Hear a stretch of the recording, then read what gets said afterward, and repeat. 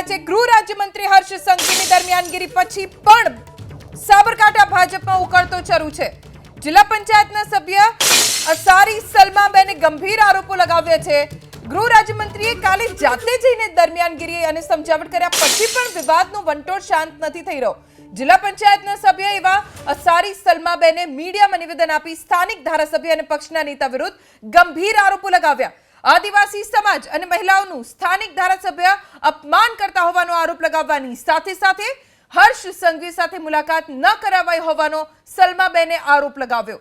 સાથે જ પક્ષે જાહેર કરેલા ઉમેદવાર શોભનાબેન બારૈયાને બદલવાની માંગ ઉપર આ મહિલા નેતા અડગ રહ્યા। ઉમેદવાર જે અત્યારે શોભનાબેન બારૈયા એ અત્યારે પહેલા તો એ કોંગ્રેસમાંથી આવેલા છે અને કોંગ્રેસમાંથી આવેલાને જો તાત્કાલિક ટિકિટ મળતી હોય તો 15-20 વર્ષથી જે ભાજપના કાર્યકરો નાનામાં નાના કાર્યકરો મજૂરી કરે છે, પેજ સમિતિ બનાવવા, આ બનાવો તે બનાવો, બધી જ તમે કામગીરી કાર્યકરો જોડે કરો છો। ટિકિટ આપવાની થાય એ વખતે તમે બહારથી ઉમેદવારો લાવો છો તો બહારના જઈએ રાજ કરશે, અહીંના સ્થાયી કાર્યકરો બધા ક્યાં જશે? આનો મને ખુલ્લો વિરોધ છે અને વીડી ઝાલાએ મને જાહેરમાં ઇન્સલ્ટ કરી છે કે બેન તું મારા ઇલાકામાં આવે છે। હું એમના ઇલાકામાં નથી આપતી, હું મારા ઇલાકામાં જ હતી અને હું અહીંની વોટર છું। એ ત્યાંના વોટર છે કલોદરાથી જ અહીંના નથી, તે છતાંય એમને મને ધમકાવી। આજે મને એના માટે હર્ષ સંઘવી સાહેબ જોડે મુલાકાત કરી અને બેન તમારી રજૂઆત કરજો એમ કરીને કાર્યાલય બોલાવી છું। તે કાર્યાલય આજે કોઈ પણ હાજર નથી, મને કોઈના જોડે મુલાકાત થઈ નથી। અંગત મિટિંગો ચાલે છે એવું ફરતા સમાચાર આવે છે પણ ક્યાં ચાલે છે હજુ મને ખબર નથી। હું અહીંયા કાર્યાલય ઉપર બેઠી જ છું અને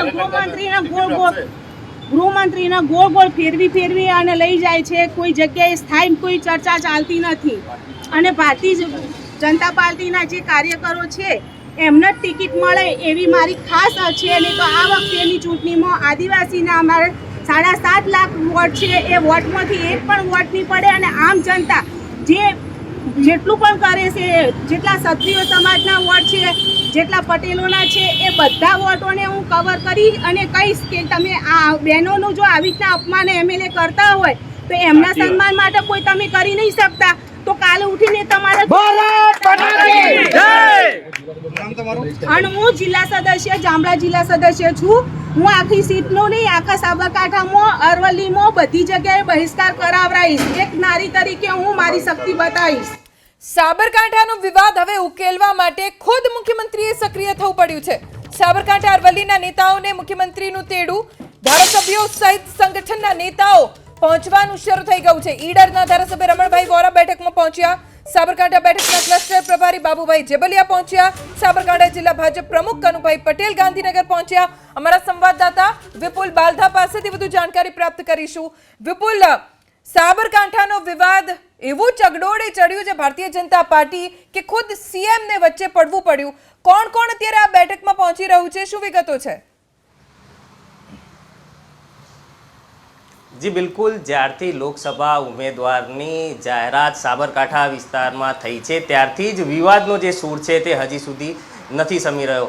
ગઈકાલે જ રાજ્યના રાજ્ય ગૃહમંત્રી હર્ષ સંઘવી પણ ત્યાં વિસ્તારમાં પહોંચ્યા હતા સાબરકાંઠા, કે જ્યાં આગળ તેમણે સ્થાનિક આગેવાનો સાથે બેઠક કરી હતી અને આ જે વિવાદ ચાલી રહ્યો છે ઉમેદવારને બદલવાનો, એ વિરોધને ક્યાંક ને ક્યાંક ટાળવાનો પ્રયાસ કર્યો હતો। પરંતુ ત્યારબાદ આજે ખુદ મુખ્યમંત્રીએ હવે આ વિવાદનો મતપૂડો છે જેને સમાવવા માટેના પ્રયાસો શરૂ કર્યા છે। એક બાદ એક સાબરકાંઠા અને અરવલ્લી જિલ્લાના આગેવાનો જે છે તે મુખ્યમંત્રી નિવાસસ્થાને પહોંચી રહ્યા છે। સૌપ્રથમ ઈડરના ધારાસભ્ય રમણભાઈ વોરા પહોંચ્યા હતા, ત્યારબાદ ક્લસ્ટર પ્રભારી જે છે તે બાબુભાઈ જેબલિયા પણ મુખ્યમંત્રી નિવાસસ્થાને પહોંચ્યા હતા। ત્યારબાદ ધીરે ધીરે અરવલ્લી જિલ્લા પ્રમુખ અને સાબરકાંઠા જિલ્લા પ્રમુખ સાથે મહામંત્રીઓ પણ મુખ્યમંત્રી નિવાસસ્થાને પહોંચ્યા હતા। થોડા સમય અગાઉ જ રાજ્યસભાના જે સાંસદ છે રમીલાબેન બારા તે પણ પહોંચ્યા છે આ બેઠકમાં। તો સાથે જ પૂર્વ ધારાસભ્ય અશ્વિન કોટવાલ પણ પહોંચ્યા છે, હિંમતનગરના ધારાસભ્ય વીડી ઝાલા પણ આ બેઠકમાં ભાગ લેવા પહોંચ્યા છે। તો પ્રદેશ કક્ષા એટલે પ્રદેશ મહામંત્રી રજનીભાઈ પટેલ પણ થોડા સમય અગાઉ જ મુખ્યમંત્રી નિવાસસ્થાને પહોંચ્યા છે। એટલે કે 30થી વધુ જેટલા આગેવાનો સાથે મુખ્યમંત્રી બેઠક કરશે અને જે વિવાદ ચાલી રહ્યો છે, પ્રથમવાર એવી ઘટના બની રહી છે છેલ્લી 2 લોકસભાની બેઠકમાં કે મુખ્યમંત્રીએ ખુદ જે વિવાદનો મતપૂડો છે તેને શાંત કરવા મેદાનમાં ઉતરવું પડ્યું હોય. જે પ્રકારે વિવાદ ચાલી રહ્યો છે, અનેક પ્રયાસો થયા છતાં પણ આ વિવાદ જે છે તે શમવાનું નામ નથી લઈ રહ્યો. એટલે જે સરકાર એટલે કે હવે ખુદ મુખ્યમંત્રી આ વિવાદને સમાવવા માટે એટલે કે જેને આ જ ઉમેદવારને યથાવત રાખીને જે પણ વિરોધ છે તે વિરોધને ટાળવા માટેનો પ્રયાસ ખુદ મુખ્યમંત્રી કરી રહ્યા છે. આજે બેઠક છે, થોડા સમયમાં જ આ બેઠકની શરૂઆત થશે અને જે પણ આગેવાનો અને ધારાસભ્યો અને સાંસદો જે છે તે બેઠકમાં ભાગ લેવા પહોંચ્યા છે તેમની પાસેથી સમગ્ર માહિતી મેળવવામાં આવશે શા માટે વિરોધ છે અને આ વિરોધને ટાળવાનો પ્રયાસ મુખ્યમંત્રી ખુદ